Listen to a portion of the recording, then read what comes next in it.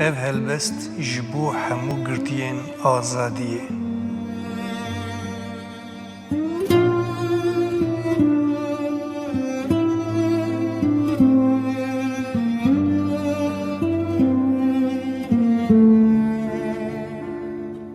Êvar zû tê sergirtîxaneyê, tu ejderha be jî fêda wê tune ye.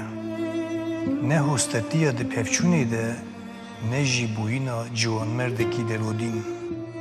Fêde nake ji hesreta ku hê dîka xwebera nava te dide û te digire dibe.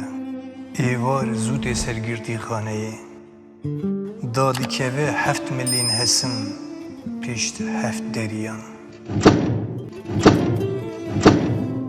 Ji nişka ve kelogirî dibe hewş. Li hemberê li jêrê dîwêr sê şax şadiya şevê, sê kok binefşa melek.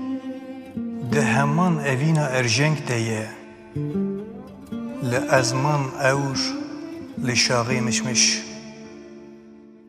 Dest pê dike giraniya girtîbûnê, tarîtî aciziya ruh. Bûka Kurdan distirê yek li hewşikê, ez jî di meşê de me li ber ranzayê.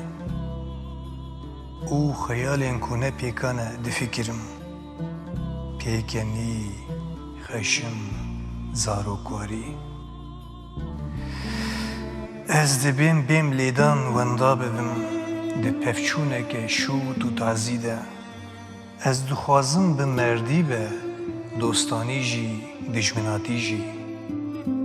Yek jî çênabe lêbilê, singû dikevin lûleyan û dest pê dike dewriya şev a cendirmeyan. Bi hêrs pêdixin niftikê, di hilma pêşî de nêvî dibe cixareya min. Hilmekê digirim, dije, hilmekê mîna ku xwe pê bikujim. Ez dizanim tu yê bêje ma tu jî, lê êvar zû tê sergirtîxaneyê û li derve biharek ciwan.